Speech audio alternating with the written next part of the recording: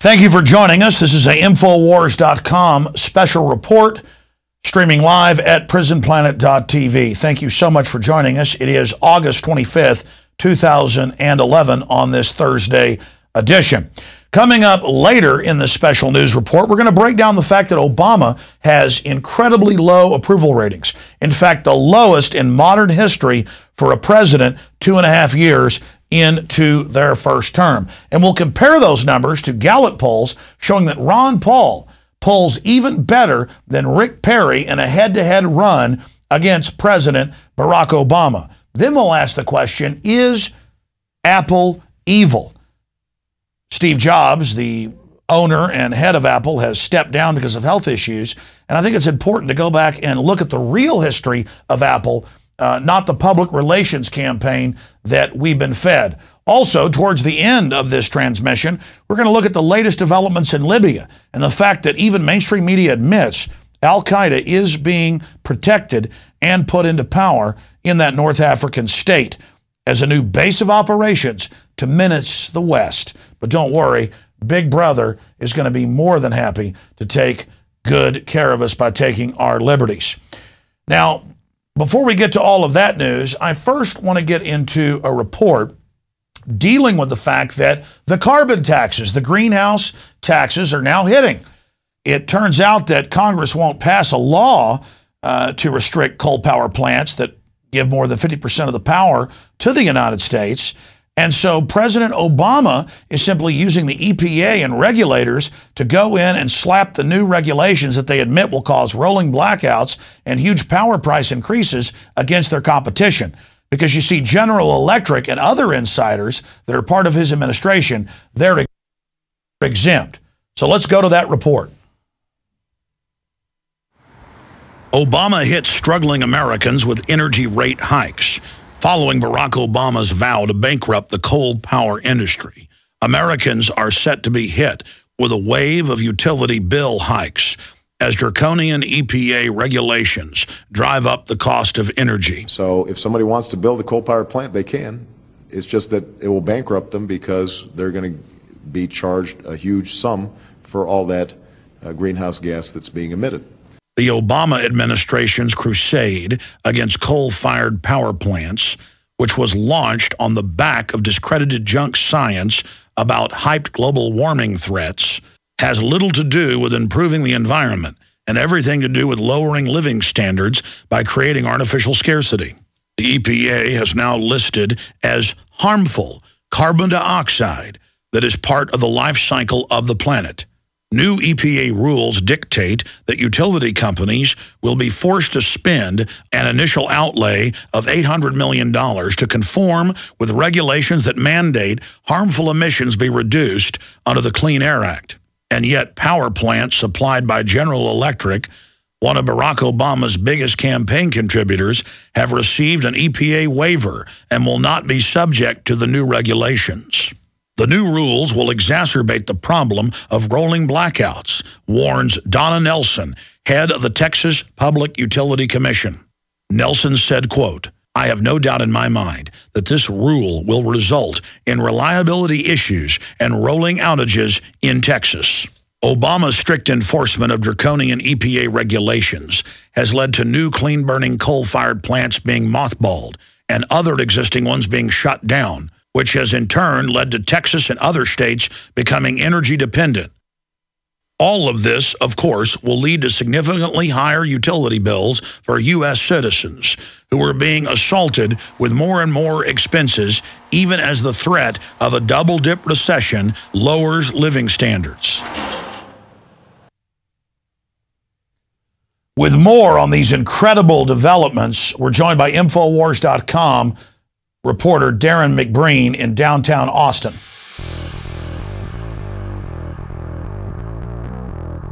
I'm Darren McBreen with InfoWars Nightly News, and I'm here today at the Texas State Capitol, and we're about to find out if the people of Austin are aware that they are about to be hit by a wave of utility bill hikes as new EPA regulations drive up the cost of energy. What do you think about paying higher utility bills because of the EPA's new regulations against power plants? You know, there may be some new regulations coming up against power plants at this point. But unfortunately, right now, I think that our citizens, statewide and nationwide, basically are overburdened, especially with today's economic developments and situations that are going on. I think rate hikes should be at a minimal to at least try to alleviate some of the burden on our taxpayers and our citizens nationwide and statewide. I know a lot of people that are going to be not only shocked but a little bit irritated about that as well. Sure. I mean, they're already, because it's such a hot summer. Exactly.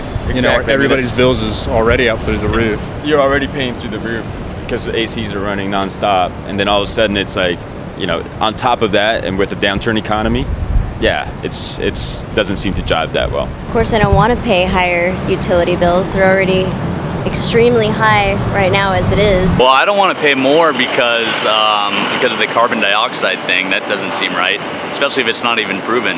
Generally, I prefer regulations that deter pollution and paying a little bit more for that than an unregulated environment.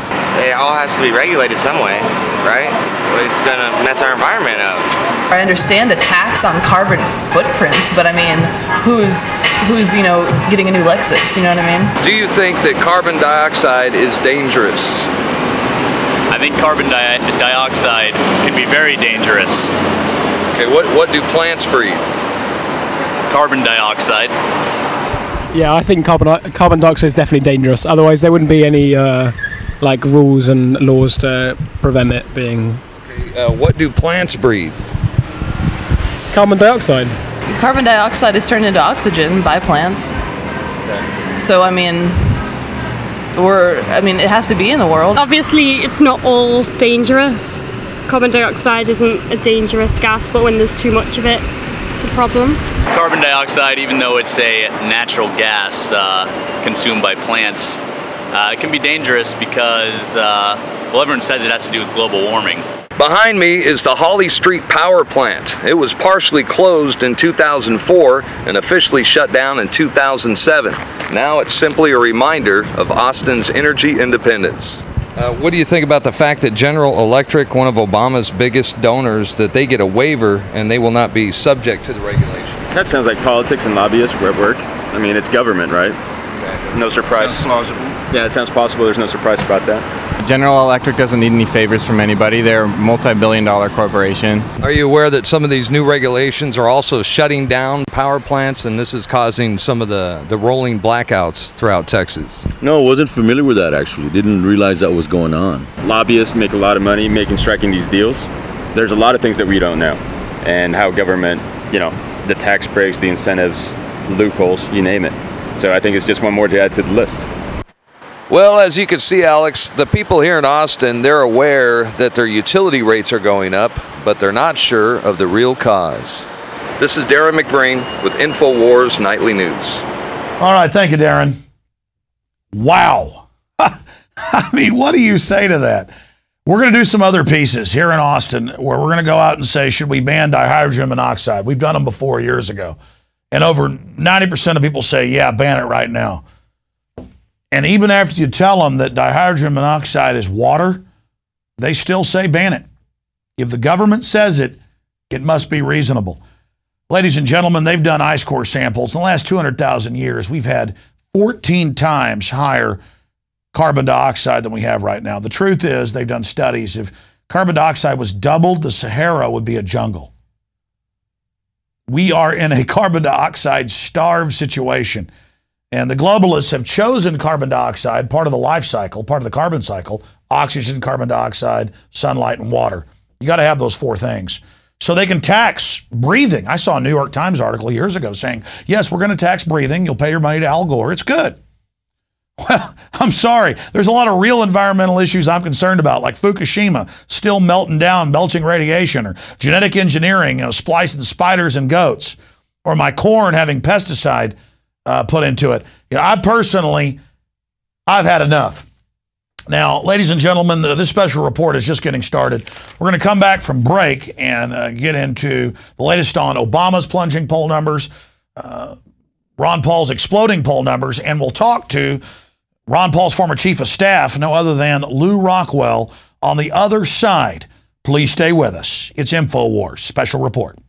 You don't need me to tell you that humanity is in a deep crisis. Everyone can feel it. We know a tectonic struggle is now taking place against the forces of freedom and those who love darkness, bondage, and enslavement.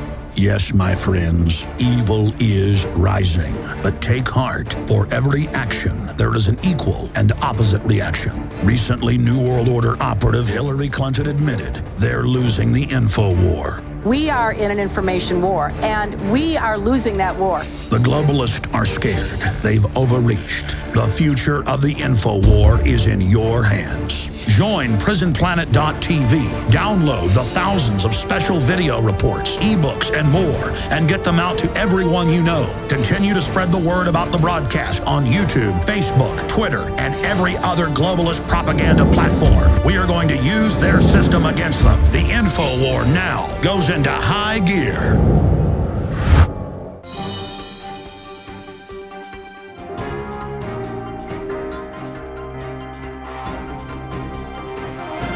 Coming up, we're going to be looking at the latest developments in North Africa, Libya, Tripoli, Gaddafi's latest defiant threats against the West, and the fact that our new ally is Al-Qaeda. But first, I wanted to talk about President Obama. President Obama was sold as this outsider, a guy that was going to get the job done and end the war, stop the torture, and deal with those pesky central bankers. Well, since he's gotten in, we have learned that, lo and behold, he works for who? Finance team. Goldman Sachs, JP Morgan, Bank of America. He's their man. And the American people have woken up to him. He now has the lowest approval rating of any president 2.5 years into their first term. So what is the system doing? Well, they've got Rick Perry coming out saying he wants to get rid of the Fed and trying to sound like Ron Paul. But if you look at the different Gallup polls that are out there, it is Ron Paul that trails Obama. If the election was held today, the 2012 election, if it was held today, Ron Paul is only 1 point behind him. Ron Paul does the best with Democrats, progressives, and others. And Perry is trailing Obama by 3 points. So this New World Order puppet, Barack Obama, has basically outlived his political shelf life. But the problem is the system is demonizing Ron Paul, trying to ignore Ron Paul, trying to say he can't win, even though he is a top-tier candidate.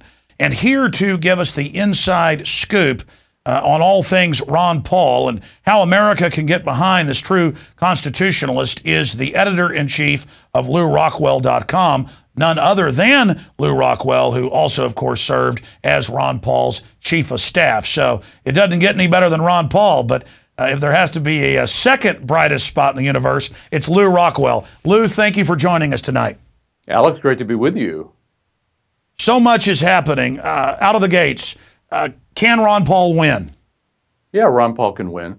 And in fact, the fear that the media is exhibiting by first trying to put the blackout on him, and then, of course, demonizing him when they're not blacking him out, shows that they are very afraid. He's talking about issues that are resonating with the American people as never before, issues that threaten the establishment, everything from the Pentagon to the CIA to the Federal Reserve to the bankocracy and all the rest of the power elite in Washington.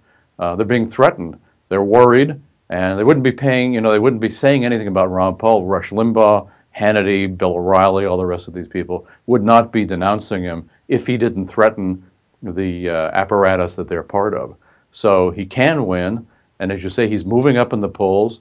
He's moving up slowly, but he's moving up organically. He's getting more and more people, young people especially, but people of all ages in all different states, not only in this country, I might add, but around the world. People are Ron Paulians in every country. So this is an international movement. It bodes so well for the American future as we face, of course, terrible economic and other kinds of troubles. But this is the bright spot in America today, is the Ron Paul movement. And of course, I was being somewhat sarcastic and devil's advocate when I said, can he win? I mean, in every poll, he's in the top 3 candidates. New Gallup poll out today shows him in 3rd place. Some have shown him in 2nd place, others in 1st place. And it's this mantra of telling the public he can't win. I'm sure you saw that Pure Research piece that Pew put out last week showing that indeed Ron Paul has gotten less coverage than any other candidate, and most of the coverage has been negative. Well, that right there is an endorsement. If Limbaugh is saying he'll destroy the Republican Party, I saw what you wrote. Well, good if it destroys the official, Republican Party. Yeah, that'd be good news. Yeah. So that's the proof right there that the whole establishment is coming after him. I mean, that's the proof right there that he's the man for the job, not just his long record of being a constitutionalist. Well, as we know, George H.W. Bush refers to Rush Limbaugh as our boy, and indeed he is. He is part of that. The Bush establishment, country club, Republican apparatus. But the more that people get to know Ron, I believe, by the way, the media stuff is backfiring on them because people who are paying attention realize just how unfair this is, and they want to know, well, why is he being targeted? So once they look at Ron, once they see his YouTubes, of course, if they saw him in person, when they read his articles, read his books, this is the most learned guy running for president in a very, very long time. Maybe we have to go back to Jefferson. I mean, he's so well read. He understands economics. He understands history. He understands everything about what's going on in this country. He's so much smarter. The Rick Perry, Bachman, Romney, the rest of these guys. He just is intellectually head and shoulders above them. Of course, in character too. And as people get to know him, they flock to him. So it's quite an extraordinary moment in American history. And I think it's why we have to be fundamentally optimistic, because so many young people have just had it with the system. They know there's a problem. I just saw a wonderful YouTube put together by some kids last night where it's people all over the country saying, we know there's a problem. We don't believe what the government is saying. We don't believe what the media is saying. Only Ron Paul is telling us the truth. And so, we need a change. We need some hope, not like Obama. We don't need any more bankocracy, the two-party bankocracy of the Democrats and the Republicans. We need something different. So Ron Paul is, again, he's scaring the pants off the establishment, and that's very good news. Well, I agree with you. And just about a week ago, The Daily Show came out and really pointed out that there was a open campaign to ignore Ron Paul, or if they were forced to cover him, say, well, he can't win. And since the dam is broken on the attempt to cover up Ron Paul, and since it backfired, I now see them shifting gears. And I fear that we're going to see Aqua Buddha attempts. We're going to hear that Ron Paul assassinated Lincoln. We're going to hear that he blew up the Lusitania, that he started, that he crucified Christ. But I saw that, again, backfire when they tried it on Rand. What's your political instinct, Lew, on the next way they're going to try to go after Ron Paul, and will it be effective? I don't think it'll be effective. Of course, it's the old Gandhi line about first they ignore you, then they attack you, then you win. So this is just going along with what they usually do. But as we know from polls, as we know from everybody that we talk to ourselves, and you're especially in touch with so many people, nobody trusts the mainstream media. Nobody believes them. The new media, like the Alex Jones Show, people have trust in, but nobody trusts NBC, CBS, ABC, Fox, and the rest of these. At least not most Americans don't. So when they see these people going after somebody, it makes them ask, what's right about him? So again, all you have to do is direct people to Ron, to his YouTubes, his writings, his website, and the website's about him, and people love him, and they have hope. And they no longer feel, not that Ron is giving us any soft soap. We know we've got serious economic troubles, very serious economic troubles, and other sorts of troubles ahead. But as Ron explains to us, we can have a way out of it. There is a way out of it. We don't have to have this forever. There is a path to economic growth, to prosperity, to human flourishing, against all the people who, of course, are against human flourishing, the warmongers, the money counterfeiters, the bankers, and all the rest of the power elite. So they're of course going to smear him. They're going to libel him. They're going to toss mud at him. But they talked about Reagan being the Teflon candidate. Actually, Ron Paul's the Teflon candidate, not because the stuff just doesn't stick to him. And it's because when people look at him, I remember in a previous congressional election where his opponent said he's against the drug war. He wants heroin dispensaries at the public schools, at the elementary schools, so the kids can take heroin. Well, of course, nobody believes that stuff. They look at Ron Paul, they listen to him, they get a sense of the kind of man he is. Now, you don't get that from any kind of politician, a regular politician. Maybe you just think he's a slippery guy. People listen to Ron Paul and they think, well, you know, this is a wise man. This is a man who knows. This is a man who's brilliant and who's actually got hope for the future. So I think the campaign is not going to work. Again, it's going to backfire, just like the blackout backfired. More and more Americans, you know, the more they examine Bachmann or Perry or Romney or Chris Christie or Palin or any of those other people they're talking about, let alone Jeb Bush. I mean, the other people they're talking about maybe getting in the race, they're all pygmies. They're moral pygmies. They're intellectual pygmies against a very great man, Ron Paul. So, well, they're undoubtedly political hacks. I mean, they're just complete political fake creatures who constantly flip-flop, and I don't want to dwell too long on this, but Rick Perry, who pledged not to run, of course, broke the pledge. It was all about piquing interest in the reluctant hero. He's a guy for forced inoculations, NAFTA superhighways, Al Gore's former chief of staff in Texas.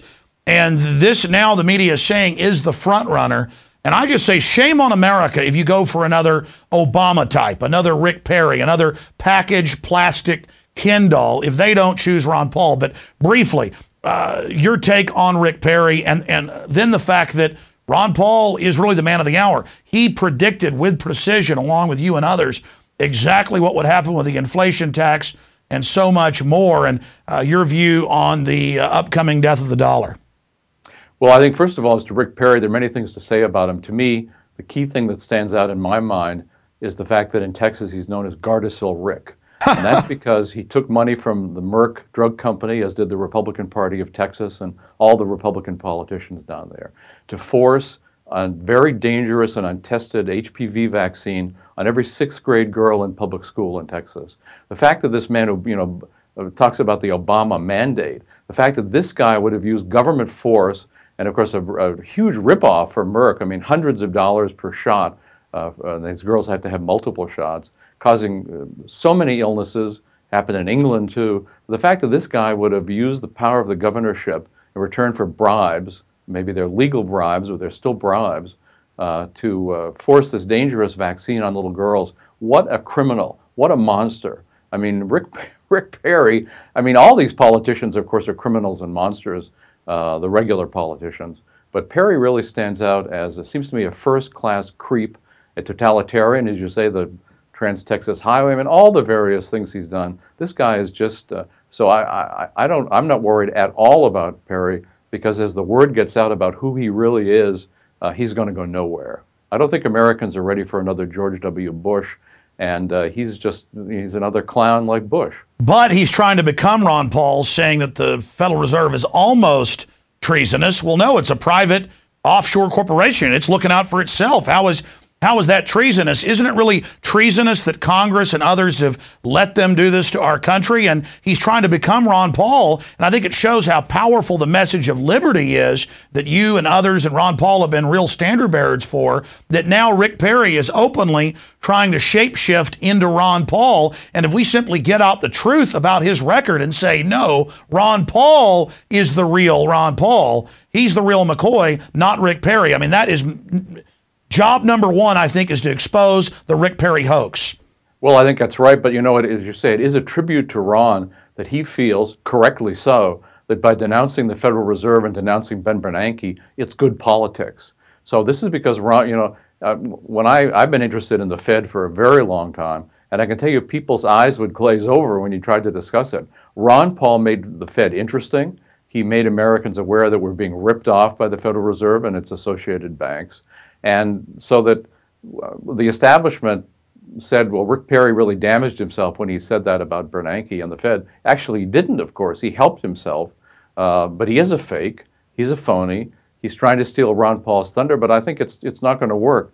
Ron Paul is the real deal. And as I can testify myself from having worked for him and having known him for so many years, what you see on the television screen is actually the real guy. I mean, he actually, unlike other people I've known in politics who are not the same as on the TV screen, Ron Paul's the real deal. And he actually has studied the Federal Reserve. He's read vastly, and he knows everything about the history of the Fed, everything they're doing to the dollar, and they are bringing about, of course, as you pointed out, the death of the dollar. We face it's a horror. We don't know the timing, and the dollar is going to be strengthened probably by all the continuing troubles that the banks are giving the European countries and destroying the euro. But we're going to see much higher inflation here. It's going to be horrific, probably going to be worse than the 1970s.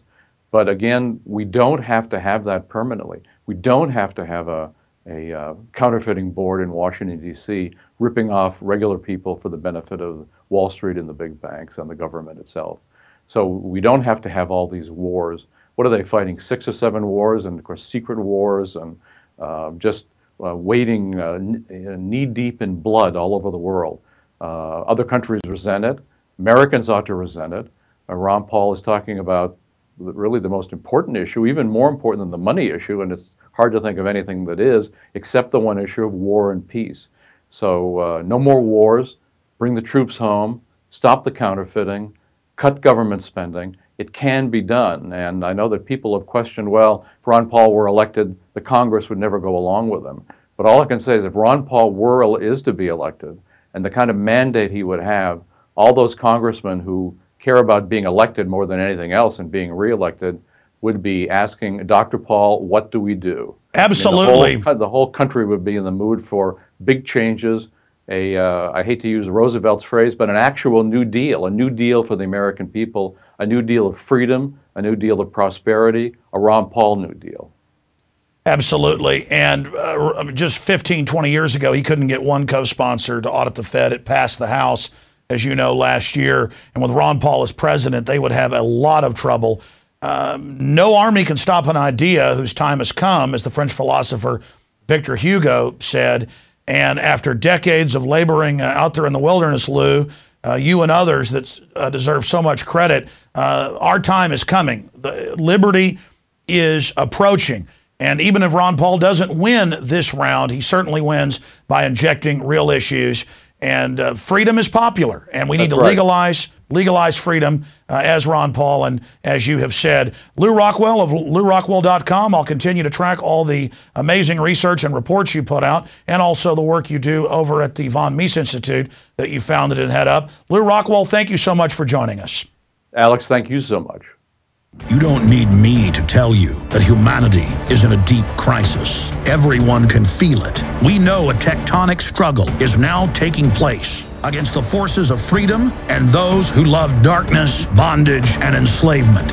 Yes, my friends, evil is rising. But take heart, for every action, there is an equal and opposite reaction. Recently, New World Order operative Hillary Clinton admitted they're losing the info war. We are in an information war, and we are losing that war. The globalists are scared. They've overreached. The future of the info war is in your hands. Join PrisonPlanet.tv. Download the thousands of special video reports, ebooks, and more, and get them out to everyone you know. Continue to spread the word about the broadcast on YouTube, Facebook, Twitter, and every other globalist propaganda platform. We are going to use their system against them. The info war now goes into high gear.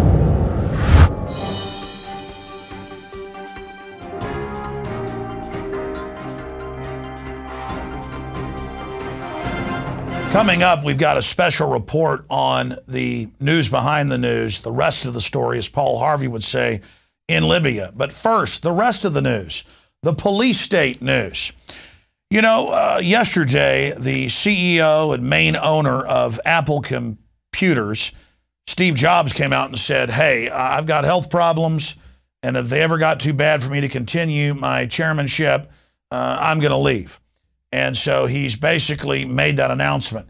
And then I watched the mainstream corporate whore media engage in a love fest about how humanitarian he is, how great he is, and how he cares so much about everybody. And I just want to say to Steve Jobs, you may be this big Zen Buddhist we've heard about all day, but I saw your company put out a lot of PR propaganda concerning the fact that the factories that you control in China have record suicides at them. In fact, hundreds of times the average that we see in other Chinese or even U.S. factories. And so that's something you guys need to answer for. Also, you have Al Gore on your board, who has palatial mansions all over the world and all these jet aircraft, who lectures the general public they shouldn't be able to take hot baths. And so you guys are always pushing carbon taxes while you're responsible for absolutely huge carbon outputs of the devil gas carbon dioxide generated from your server farms, which, again, I'm not concerned. The plants are really hungry for that carbon dioxide. But you say it's horrible and evil. And so before you prepare to leave this world and cross to the river Styx and give Charon his piece of gold, wouldn't you like to actually become the humanitarian that you've always claimed you are? I mean, I get really sick of the eugenicist globalists pushing the case to kill Granny, Bill Gates, and your other cohorts that came out of the same NSA, IBM nest, lecturing us all day from the West Coast and Silicon Valley. I mean, we're going to file a special report dealing with this later next week, but just look at the co-founder of Apple, who told major newspapers that he basically supports a transhumanist view of the world and that the human race is destined to become a little more than house pets. You are the people selling this view that humans should just give up to your machines and give up our humanity because it's not worth anything. Well, if we're worthless, like the Chinese workers you've got to put nets outside for because they're committing suicide by the hundreds, if we are so worthless, then don't grandstand and tell us we're worth something when we buy your trendy, fancy, shiny objects. I mean, of all of these devices that are doing the programming, we're not programming the machines, they're now programming us. Yours are some of the prettiest baubles. But again, as you approach the event horizon, I beg of you to simply look destiny and eternity in the mirror and actually do something good. What's the solution? If Apple, the biggest corporation in the world, arguably, after ExxonMobil, came out and said, hey, we are going to charge a few dollars more for our iPhones and iPads and the rest of it, or maybe take a few dollars less in profit to certify and seal on our Chinese-made products that it was a living wage. I was reading where some of these workers have to chain their children up to power poles down the street every day, and they sit there starving and defecating on themselves while the parents hope to get enough money to hopefully feed them that night. I think with all your tens of billions, that you could shut up and stop acting like you're a good little socialist and lecturing us all day about carbon taxes and have a move to certify that your products are human friendly. You know, like on the back of the shampoos saying animal friendly. Animals weren't tested on. What about Chinese slaves? Were they tested on? And where'd you get that liver, Steve? That's the type of stuff I'm talking about here. Okay? So before you make that jump into hyperspace, you need to decide, is it going to be down there or is it going to be up there? And are there atheists in foxholes? That's a question for you to be asking yourself right now, and everybody else that buys the Apple slave goods. I think the Apple slave goods are excellent compared to other slave goods. Every other major company's like this. We admittedly have them in our office. We admit that we're hypocrites here, but we don't own the slaves. And I would pay a few dollars more so that they could at least feed their children. Okay, I'm done, Steve. I know you're a big corporate winner. You're going to go down with the ship, and I understand. I just thought I'd be a little angel on your shoulder and maybe give you an alternative. Now, that was my pontification for the evening, and it was quite lengthy. That's why this is a special report, not the news show, premiering next Thursday, 7 p.m. Central at prisonplanet.tv. We're seeing a lot of police state news out there, and, well, Big Sis, you know her, the jackbooted gentleman who was the former governor of Arizona. Well, Big Sis gives green light for drone that tases suspects from above. And it's got shotgun mounts, taser mounts. Why, it can do whatever you need it to do. And they're putting out all these great promotional videos showing them chasing the evil people that aren't submitting to the global system. And And see, here's my issue with this. There's this giant arms buildup with our tax money in the United States and in other Western countries to give the latest high-tech gadgets to the police who are just dying to try them out on us. And I've seen all the deaths from tasers and people being tortured with them for asking cops directions. And I ask the public, is this something you want to be part of? Is this something you want to support? Were you given a memo on this as a taxpayer to have these drones chasing you around in the streets? I remember IBM a decade ago funding the Digital Angel and seeing the Mexican Attorney General come out and say, I'm making my employees take these implantable chips. Well, now hospitals are pushing these on people, and parents are being told in the U.S. it's a great thing. And I saw a report that tens of thousands of people in Mexico and in other areas south of Mexico and Latin America are taking these in the name of protecting themselves from kidnapping. So we see more and more the mainlining of these police state type control grids. And finally, in police state news tonight, Natural News and Mike Adams have learned more about the Rossum food raids and other raids against dairies across the country. It turns out that just like in the raids against Amish that lasted in some cases over a year and spent more than $1 million, they send in government agents posing as health food conscious people to set up the Amish and others to beg them, in some cases for months, to sell them some raw, healthy milk. Then the police stage a SWAT team raid on the Amish and other groups so they can then show the armed raid to jurors and say, look, we wouldn't SWAT team somebody if they weren't a hardened criminal, put them in jail. Some of these people are facing multi-$100,000 bonds for the crime of producing and selling fresh raw milk cheeses that you can still buy at Whole Foods and other mainline stores for a limited time. So the police state isn't worried about the big banksters and their tens of trillions stolen of taxpayer money or the derivative scam. They're worried about people nationwide selling eggs, tomatoes, squash, and yes, raw, real milk to the population. Now, in some interesting news that isn't as depressing, we have a report here out of Reuters. Astronomers discover planet made of diamond. They've got radio telescopes that at hundreds and hundreds of light years away, in some cases thousands, can actually, with a spectrograph, pick up the signature of the planet. And the new planet is far denser than any other known so far and consists largely of carbon. Because it's so dense, scientists calculate that the carbon must be crystalline. So a large part of this strange world will be effectively made of diamond.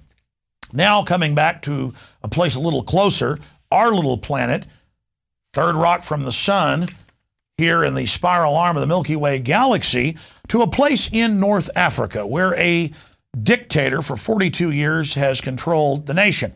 And he's being exchanged for another dictator.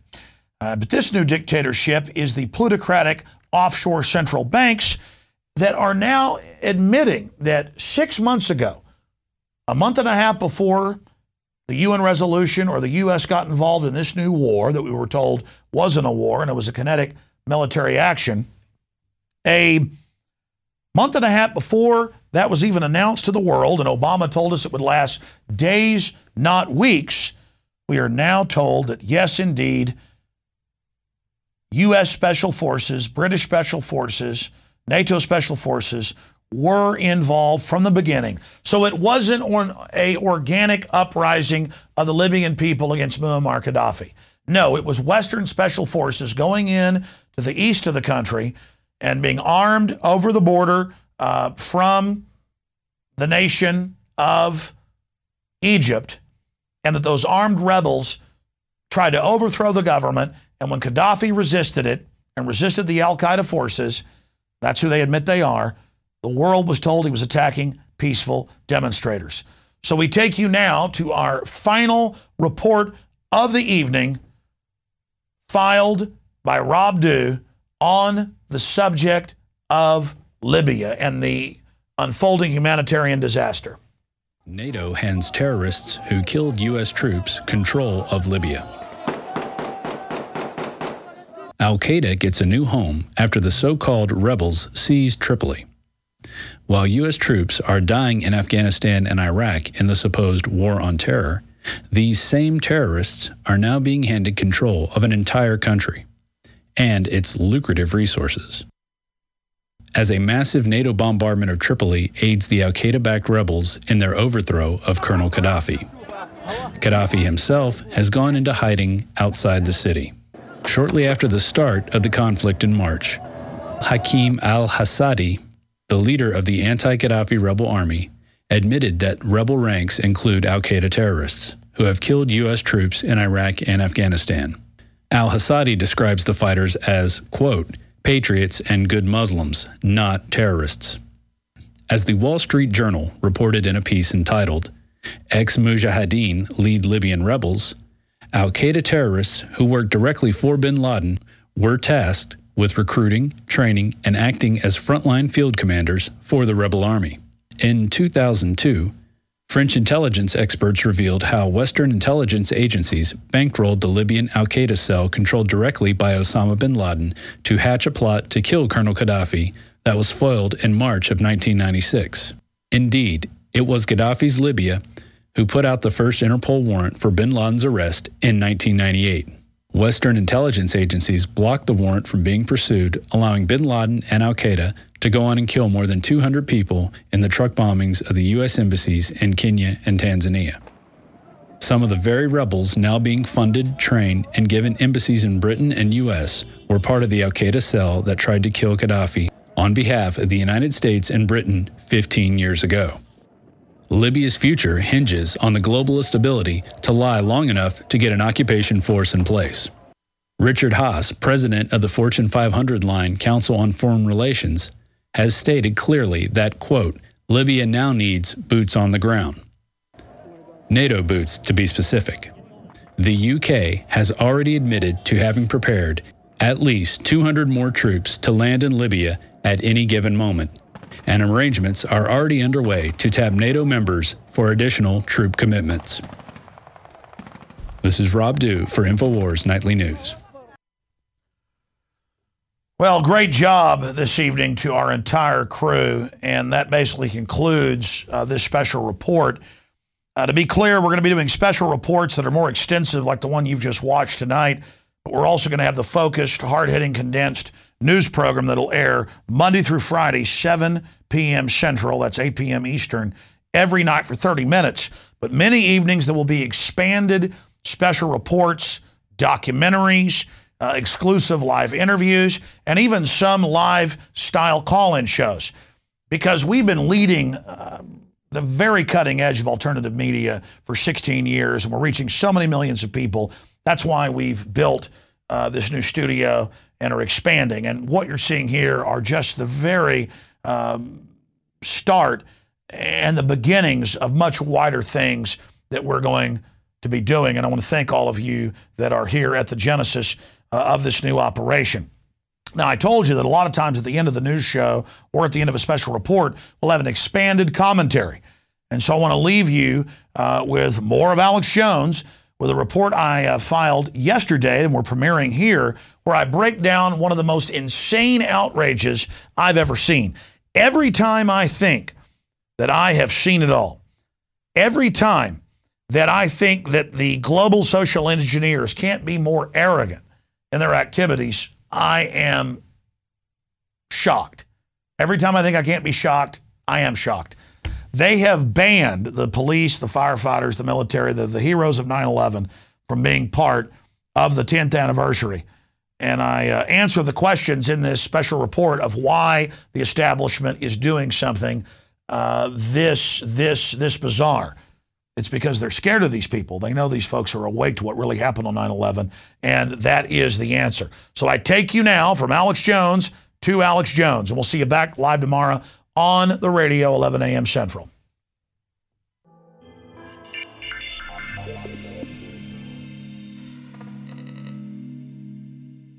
Every time I think the globalists cannot top their outrageous crimes and bizarre behavior, I am completely blown away.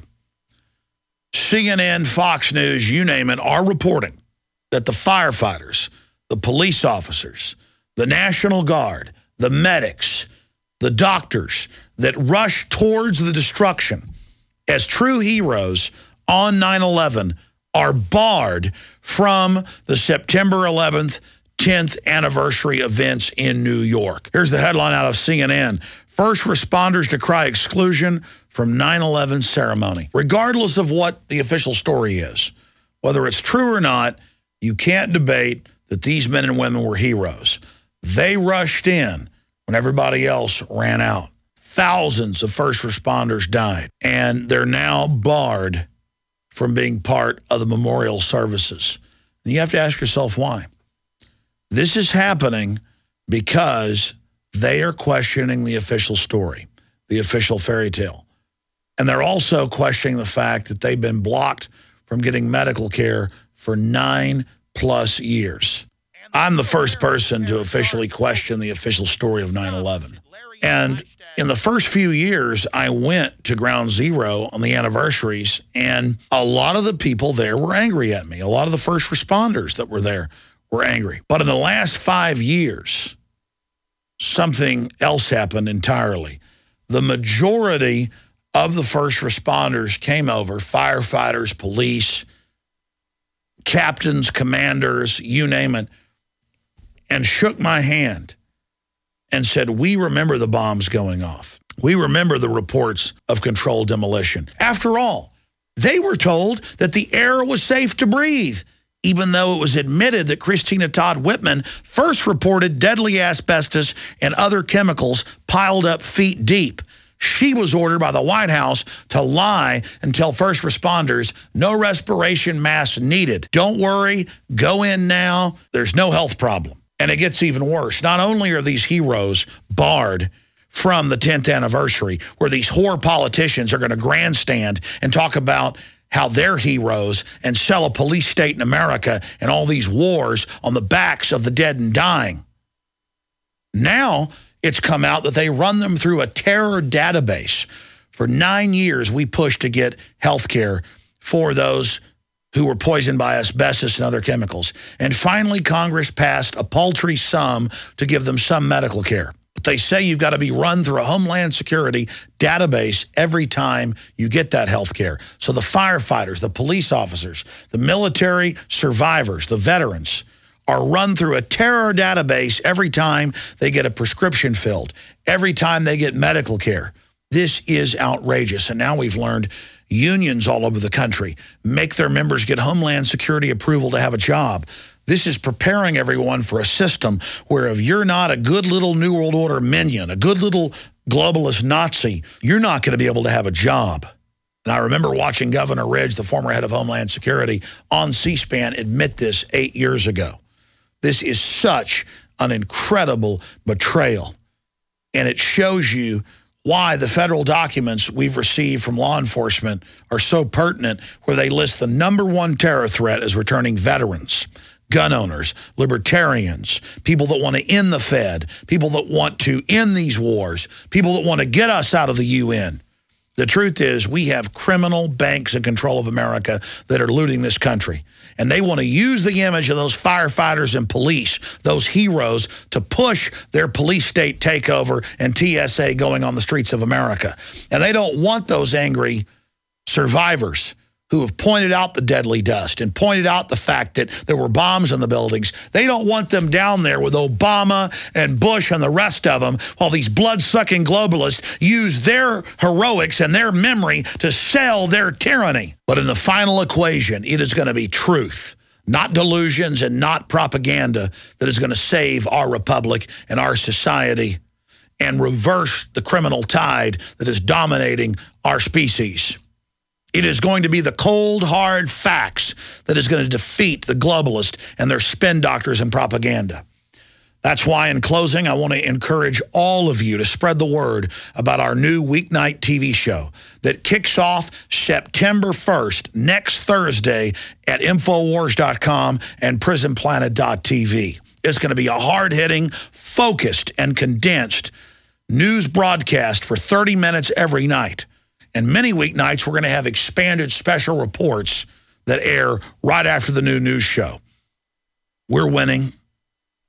We're waking people up. Free humanity cannot be stopped because the light of liberty burns in all of your hearts and souls. So please spread the word about InfoWars Nightly News. And please spread the word about the fact that no army can stop an idea whose time has come. Remember, this is an info war.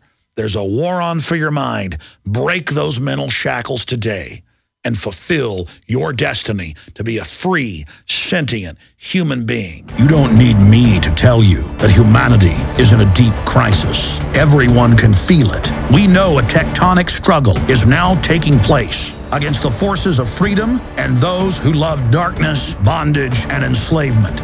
Yes, my friends, evil is rising. But take heart, for every action, there is an equal and opposite reaction. Recently, New World Order operative Hillary Clinton admitted they're losing the info war. We are in an information war, and we are losing that war. The globalists are scared. They've overreached. The future of the info war is in your hands. Join PrisonPlanet.tv. Download the thousands of special video reports, ebooks, and more, and get them out to everyone you know. Continue to spread the word about the broadcast on YouTube, Facebook, Twitter, and every other globalist propaganda platform. We are going to use their system against them. The info war now goes into high gear.